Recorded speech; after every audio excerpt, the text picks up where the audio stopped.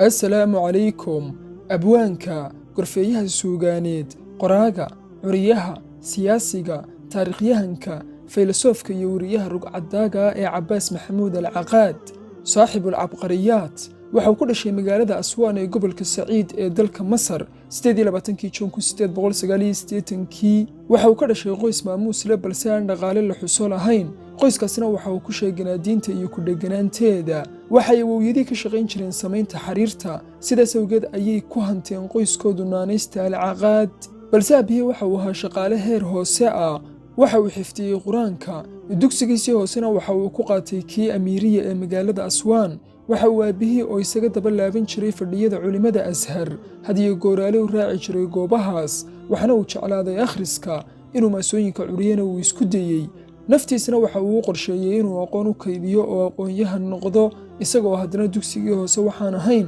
oo waxbarasho aan soo marin waxa uu dugsigii hoose ka baxay Cabbaas sanadkii 1903 balse ma uu sii wadin waxbarashada waxana uu ka shaqo galay warshad samaysa xariirta oo ku taalla magaalada Dimyaad haddana marnaba ma uu dayn akhriska waaxaha kala duwan ee aqoonta hantidiisa intii ugu badnaydna waxa uu ku bixin jiray gadashada kutubta aqoon kororsigiisana kuma uu soo koobin suugaanta iyo aqoonta carbeed ee waxuu afka Ingiriisiga si wanaagsan uga bartay dadyowga ajaanibka ee u soo dalxiis tegay dalkiisa kadibna waxa wax ku akhrisan jiray labada afba waxa uu shaqooyin dawladeed ka kala qabtay magaalooyinka Qina iyo Zaqaaziq aakhirkiina waxa uu soo dhigtay magaalada Qaahira waxana uu ka shaqo galay wargeysiyo hayaankiisa nolosha ka kaabay sanadkii 1907 ilaa 1912 balse xilliyadaas waxa uu galay xaalad dhaqaale xumo oo ku kaliftay inuu meelaha qaar casharo ka dhigo sanadkii 1917 waxa uu ku shaqaynayay macallinimo sanadkii 1919 waxa uu ka shaqaynayay ahraamta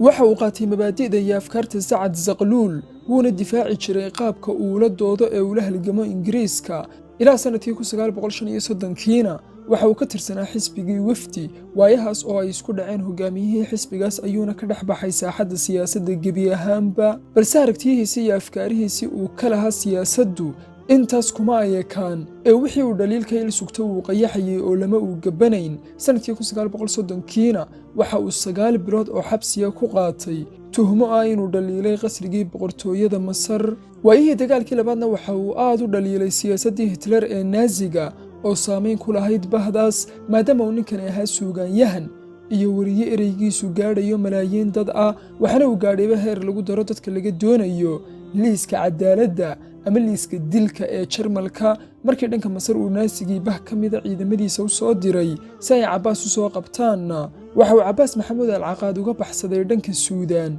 1943 ilaa 45 halkaas uu ku dhaqnaa intii uu ka dhacayay xisbigii Naasiga ahaa ee dagaalkii labaad dhamaanayay waxana uu si rasmi ah ugu go'ay lifaada buugta iyo qormooyinka maqaalada iyo ka howlgalka wargeysyada dhanka suugaanta iyo lifaada buugta ayuuna ku leeyahay kaalin mudnaan leh oo lagu maamuuso in kasta oo xaalado nololeed oo adag galay haddana marnaba kama uu hadhin hankiisa ah inuu ku dheganaado aragtiyihiisa iyo mabaadi'diisa qormooyinkiisuna marka la isku daro buug iyo riwaayado iyo kuwayowga la midka ah waxay dhaafeen 100 sidoo kale maqaalada uu qoray ilo xogeedyada qaarkood ayaa gaadhsiiyaba 15,000 oo maqaal inuu qoray Cabbaas Maxamuud al-Caqaad waxa uu leeyahay dhacdo caan ah oo ka soo martay xafiis uu ka shaqayn jiray oo ay lahayd wasaaradda awqaaftu maamulaha ayaana aad ugu diidanaa shaqadiisa inkasta oo uu imtixaanada ku wada guulaystay kadib uu shaqo galay balse maamulihiisii ayaa daba dhigtay oo hadba shaqada ay ka adag tahay u dhiibay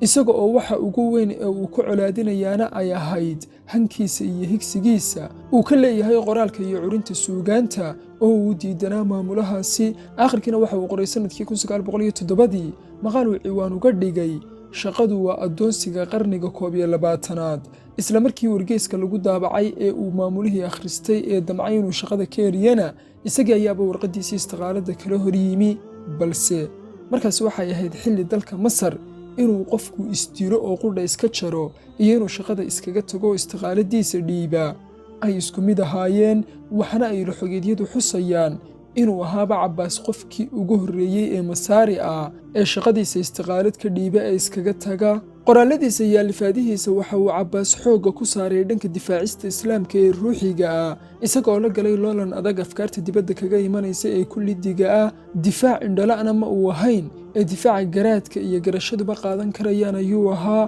waxaana uu si badheedha islaamka uga difaacay dimuqraadiyadda, markisiyadda shuuciyadda ah iyo naasiyaddii Jarmalkaba. Madaxweynihii Masar Jamaal Cabdinaasir ayaa ku sharfay bilad qadarin iyo maamuusida oo dalka laga bixiyo, balse wuu diiday Cabbaas qaadashadeeda iyo guddoomashadeedaba. sidoo kalena jaamacadda Qaahira oo damacday inay siiso PhD sharafeed iyadana wuu ka diiday. waxaa sidoo kale sanadkii 1934 loo qabtay xalfad lagu sharfayey isaga oo ay ka soo qayb galeen dad ay ka mid ahaayeen Daaha Xuseen iyo kuwa iyaga la midka ah. sidoo kale weynayn kor loo qaadayo magaciisa awgeed hoolalka waaweyn ee jaamacadda Ashar ee maxaadarooyinka lagu qabto mid ka mid ah ayaa loogu magac daray isaga.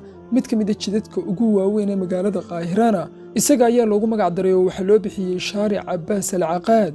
waxaa magaaladiisii Aswaanna looga qotomiyey taallo ka samaysan macdanta bronze. sidoo kale magaaladiisaas Aswaan waxaa ugu yaalla madxaf ay madaxda gobolkaasi u dhiseen oo ay yaalaan buugtiisii iyo agabkiisii isaga u gaarka ahaa sida qoraalladii uu gacantiisa ku qoray.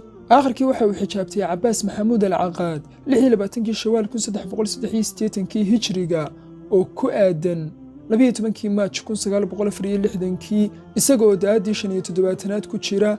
Ilaahay ha u naxariisto wax carruurahna kama uu tegin oo maba uu guursan, balse waxa uu aadamaha oo dhan uga tegey dhaxal isaga dabadii la dheefsan doono. maktabadiisa oo keliyana waxaa dhex yaallay in ka badan 30,000 oo buug oo uu akhrisan jiray. xikmadaha iyo murtiyaha laga hayo Cabbaas Maxamuud al-Caqaadna waxaa ka mid ah inaad ogaato shakhsiyadda cidda odhaahda odhanaysa ayaa ka mudan inta aadan odhaahda dhugan horteed. saacadda ay gabadhu adduunka ugu farxadda badan tahay waa saacadda ay dhawowdo dhadignimadeeda waaraysa iyo hooyanimadeeda ay u jeelanayd, waana saacadda dhalmada. haddii gabadh qurxooni ay tahay johorad, gabadha dhowrsanina waa kansi kaydsan. in geerida laga cabsadaa waa dareen dadka oo dhan ku abuuran, balse dhibtu waa in dareenkaasi inaga adkaado oo aynu inagu ka adkaan weyno isaga. khiyaanada damiirka iyo khiyaanada dhabta loo geysto farqiga keliya ee u dhexeeya waa fulinta uun. qofka faraxsani waa ka aan kaba fikirin farxadda. waxaa lagu taliyaa akhriya wixii idin anfacaya, balse waxaan ku talinayaa anfacsada oo ka waxtaransada waxaad akhriyaysaan. waxaa loo maleeyaa nebigu inaanu murugoon jirin. qofku haddii aanu murugoonna samirka iniq yarna kuma laha. samaantuna maaha murugo la'aanta ee waa murugo ka adkaanta. waxaa loo maleeyaa qalbiga deeqsigu inaanu aqoonin qiimaha hantida, balse qalbiga aan aqoon qiimaha hantidu deeqsinimada saami kuma yeesho. inaad ka caajisto dadaalka iyo inaad ka caajisto noloshu waa isla hal uun. rabitaanku waa sida seefta, halmaanka iyo u dadaal la'aantu way daxaleeyaan, ku dagaalanka iyo ku halgankuna way bilaan. noqo qof sharaf leh oo aamin ah. mana aha inay dadku mudan yihiin in shariif iyo amiin loo noqdo, ee waa inaadan adigu u qalmin inaad dayac iyo khiyaamo samayso. noqo dab, balse ha noqon mid wax guba. buugtu waa sida dadka. waxaad ka helaysaa mudanihii sharfanaa, maalmaalkii aqoon-yahanka ahaa, khaayinkii iyo jaahilkiiba. adduunkuna intaba wuu ku filan yahay ee maktabadaadu waa inay intaba qaadaa. waan jeclahay buugta, igamana aha inaan nolosha ka saahiday, ee waa inaanay nolol keliyahay igu filayn. tijaabooyinka lagama akhriyo buugta, ee buugtu waxa ay kugu taageerayaan inaad ka faa'iidaysato tijaabinaha. xaasidku ma aha qofka doonaya inuu heerkaagaa sare soo gaadho, ee waa ka doonaya inaad adigu heerkiisa hoose u dhaadhacdo. dadka ka dhab sheega dareennadoodu ma daneeyaan muuqaalkooda guud. qofka ku weeleeya taariikhda laabtiisu cimriyo badan ayuu ku darsaday cimrigiisa. caqiidada aadamuhu waa miisaanka anshaxiisa. haddii kii mudnaanta iyo maamuuska lahaaba uu ku dhex dayacmay dadka, sidee ayaanay kuwa dhallaanka ahi ugu dhex dayacmayn? dadka male wanaagsan ka firo sidii inay wada wanaagsan yihiin. naftaadana ugu tiirsanow sidii inaanay cid wanaagsaniba adduunka ku dhaqnayn. haddii iimaanku uu si dhab ah u waaro, saaskii shareecadu jiilna kama lumayo. inqilaabyadii waaweynaa ee adduunka ka dhacay aalaaba waxay geystay fuqarada. sababtuna waa inay yihiin dad mar walba isbeddelu diyaara. ummadda taqaana sida ereyga xaqa ah kor loogu yidhaahdo, baadilkana aan looga gabban, way ka awdmaan ilaha fasahaadku.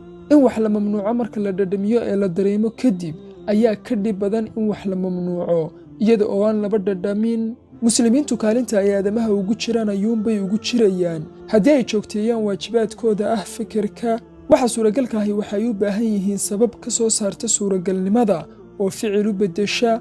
islaamku kulama dagaalamo see fikirka uu ku burin karo qancinaya caddayn. diintu ma aha caqiidada ugu saxsan oo keliya ee waa xataa falsafadda ugu saxsan.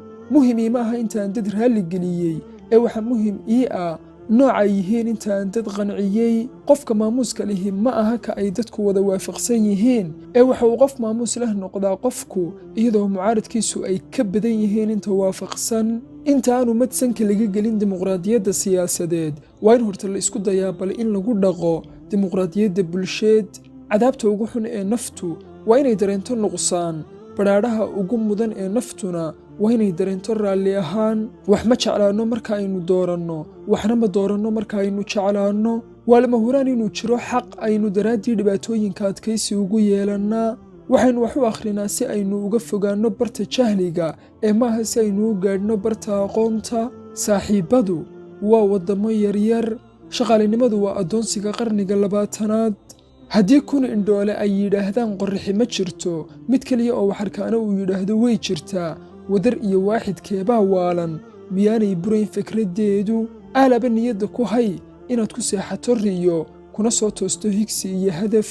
markaan buug akhriyayo ma akhriyo layman ee waxa aan la noolaadaa ruuxo idlaaday ama aan imanba. caadifadaha beentaa ayaa kaga badan caadifadaha dhabtaa dunidan. la yaab ma yeelanayaan markaa aragtida uu dadka midibe ka kale ka qabaa. ma doonayo in cimrigaygu uu gaadho 100 sano ee waxaan doonayaa inuu la dhammaado marka ay dhammaadaan akhriskayga iyo qoraalkaygu.